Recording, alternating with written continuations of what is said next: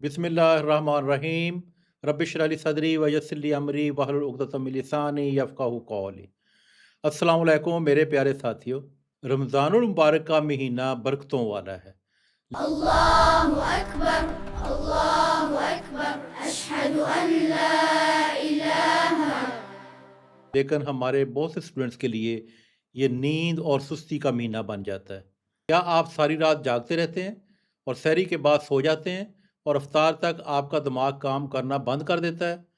अगर आपका जवाब हाँ में है तो ये वीडियो आपके लिए है। याद रखें, कामयाबी उनको नहीं मिलती जो बहाने बनाते रहते हैं, बल्कि उनको मिलती है जो हालात को अपनी तबीयत के मुताबिक बदलना जानते हैं। आज मैं आपको वो साइंसी तरीका बताऊंगा जिस पे अमल करके आप रोज़ा की हालत में भी 100% रिजल्ट्स ले सकते हैं। तो सुस्ती छोड़ें और मेरे साथ ये प्लान फॉलो करें। रमज़ान में पढ़ाई का सबसे बेहतरीन वक्त कौन सा है? सहरी के बाद का वक्त प्राइम टाइम जो सबसे बेहतरीन है, सबसे कीमती टाइम है। लेकिन उनके लिए नहीं जो सारी रात जागते हैं, वो ये नहीं कर सकेंगे। सहरी के बाद उन्हें नींद आती है और उन्हें नींद पूरी करनी चाहिए। अगर उनकी सारी रात जागने की हैबिट चेंज नहीं हो सकती तो फिर सहरी के बाद वो सोएं और 10-11 बजे तक अपनी नींद पूरी कर लें। उसके बाद वो स्टडी स्टार्ट करें।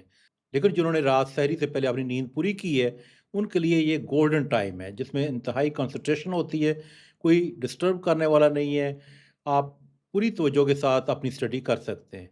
इस दौरान आप अपने इंतहाई मुश्किल सब्जेक्ट्स भी पढ़ सकते हैं। ज़ोहर से असर तक का वक्त ये अक्सर लोगों को सूट कर जाता है। हो सकता है कुछ लोगों को ये सूट ना करे, उनकी एनर्जी कम हो जाती हो, लेकिन मेजॉरिटी लोगों को सूट कर जाता है। इवन कि असर के बाद का वक्त भी सूट कर जाता है, लेकिन ज़्यादा इम्कान ये है कि ज़्यादा लोगों की एनर्जी असर के बाद कम हो जाती है। तो वो सिर्फ इबादत करें, हल्का फुल्का काम करें और इफ्तार तक स्टडी ना करें। इफ्तार से पहले और इफ्तार के फ़ौरन बाद का वक्त स्टडी के लिए बिल्कुल भी रिकमेंडेड नहीं है। इस दौरान अपने दिमाग को पूरी रेस्ट दें, गपशप लगाएं, दुआएं करें, तलावत करें, हल्की फुल्की वॉक कर सकते हैं। तरावी के बाद का वक्त भी बहुत गोल्डन टाइम है। इस दौरान आपका दिमाग रीएक्टिवेट हो जाता है। तरावी एक बेहतरीन इबादत है जिसमें आप ना सिर्फ दिमागी तौर पे एक्टिव होते हैं, बल्कि आपका खाना शाना भी हजम हो चुका होता है। इस दौरान आप थ्योरी जैसे सब्जेक्ट्स स्टडी कर सकते हैं। एक स्टूडेंट की डाइट क्या होनी चाहिए, ये बहुत ज़्यादा इम्पॉर्टेंट है। अगर आप इफ्तार में समोसों और पकौड़ों से अपना पेट भर लेंगे तो आपको तरावी में भी नींद आती रहेगी और पढ़ाई भी नहीं कर सकेंगे। तो अपनी डाइट का ख्याल रखें, हेल्दी डाइट इस्तेमाल करें, खजूर और फल खाएं, तली हुई चीज़ों से परहेज़ करें, अपना स्टोमिक बिला वजह हैवी ना कर लें। पावर नैप दोहर के बाद 30 मिनट तक ज़रूर सोएं।